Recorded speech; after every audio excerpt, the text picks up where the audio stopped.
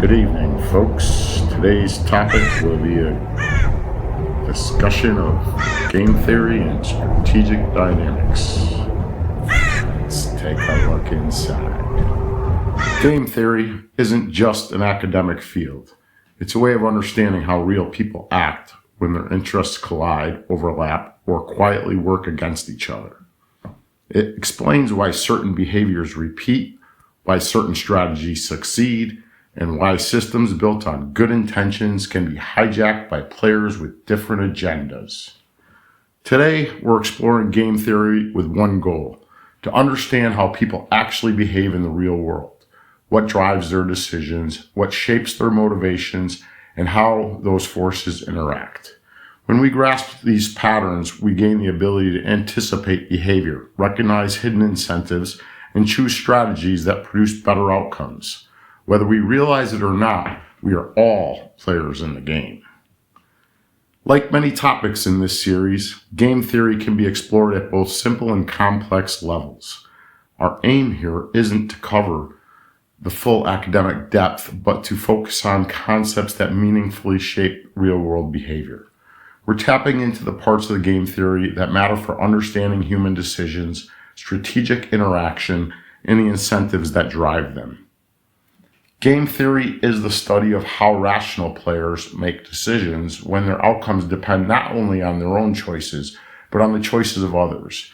When interests collide or overlap, each player must account for shifting strategies, incentives, and countermoves from the other players involved.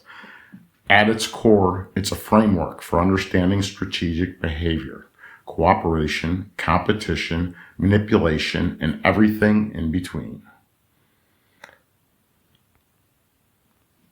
Within game theory, it's useful to distinguish between finite games and infinite games. Finite games have fixed rules, fixed stakes, and clear endpoint. Someone wins, someone loses. Infinite games, on the other hand, are different. The objective isn't to win, but to continue playing, evolving, and adapting over time. Many real-world situations contain both finite maneuvers nested inside ongoing dynamics, and small finite decisions can sometimes produce massive long-term consequences. That's why correctly identifying which game you're playing and which game others think they're playing is essential. Misreading the game can be deeply costly. Treating an infinite game like a finite one leads to short-term thinking, reckless moves, and self-inflicted defeats. Treating a finite game like an infinite one leads to stagnation, complacency, and failure to act when action is required. Considering cooperation versus defection. A core tension in game theory: maximize collective benefit or pursue individual gain. Cooperation thrives when trust exists, when incentives align, when interactions repeat, and when mutual risk is shared. Defection emerges when short-term gain overrides long-term benefit, incentives reward betrayal, information is uneven, and accountability is weak. Misaligned incentives explain why group goals collapse, even when everyone knows better. This prepares us for later episodes on corruption, misalignment, and institutional decay. Players' incentives and strategic behavior. Every game consists of players with incentives, and incentives are rarely as simple as they appear. Incentives are not just about money or short-term gain. They include power, status, influence, reputation, control, ideological validation, emotional satisfaction, and sometimes pure spite. Incentives can be overt, but more often they're hidden, disguised, or rationalized. And incentive structures rarely stay still. They shift with alliances, pressures, opportunities, and perceived threats. Let's consider information asymmetry and strategic manipulation. Uneven information creates uneven power. Examples include signaling. It can be honest, deceptive, coercive, or performative. Selective disclosure, manufactured uncertainty, narrative manipulation, structured incentives to appear moral while rewarding the opposite. When incentives interact with asymmetric information, manipulation becomes predictable, not accidental. Those who control perception often shape outcomes without ever even touching the rules themselves. Understanding incentives is the closest thing we have to a real-world predictive engine. Why rules matter and why they're always under attack. All games have rules. Rules define the boundaries of acceptable play, but when players discover paths around the rules and those paths reward them, only the naive believe those paths won't be used. Whenever a system produces winners, those winners inevitably attempt to reshape the rules to protect their advantage. Sometimes this is explicit, other times it is concealed behind moral language, safety rhetoric, or necessary reforms. But the outcome is always the same.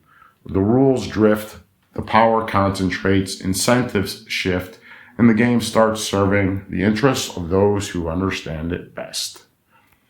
Most people don't notice the shift. They think that they're still playing the same game, even as the board changes beneath them. This is why understanding the structure of the game is not optional, it's vital. Misaligned incentives and real-world consequences. When those in positions of authority operate under incentives that diverge from the well-being of others, everything degrades. Systems become opaque, rules become selective, enforced, and narratives get distorted, and outcomes serve the wrong players. This isn't a flaw of individuals, it's a flaw of incentives. It's not that every person in a system is malicious. It's that the system rewards behaviors that over time corrupt the game itself. Understanding the underlying incentives allows you to predict behavior, recognize manipulation early, understand why institutions drift, and see how real power is exercised. It turns the world from a confusing mess of disconnected events into a coherent set of competing strategies. Why this matters for everything that comes next. This episode isn't about teaching formal game theory. It's about giving you the lens you'll need for the rest of the series, a lens that reveals the hidden motives, strategies, and patterns shaping every major social, political, and interpersonal dynamic. When you understand incentives, you understand the world, and you'd stop being a passive participant in someone else's game. In closing, everything we've explored here prepares us for the deeper dives ahead. Incentives shape strategy. Strategy shapes behavior. Behavior shapes systems. And systems shape the world we all live in. But understanding the rules, the players, and the visible consequences is only the beginning. The forces that truly shape outcomes often operate out of sight, guided by subtle pressures, hidden motivations, and shifting narratives. In the next episode, we'll explore how these invisible dynamics play out across societies, institutions, and networks of influence, and how the interplay between what's seen and what's hidden determines whether systems thrive, collapse, or are quietly redirected. The patterns are already in motion. Recognizing them is the first step towards understanding the full picture. In our next episode, Social Dynamics and Principles for Engineering Outcomes, we will take one last look at some of the underlying principles which will frame our greater discussion on AI. So, folks, like, subscribe, stay tuned, out.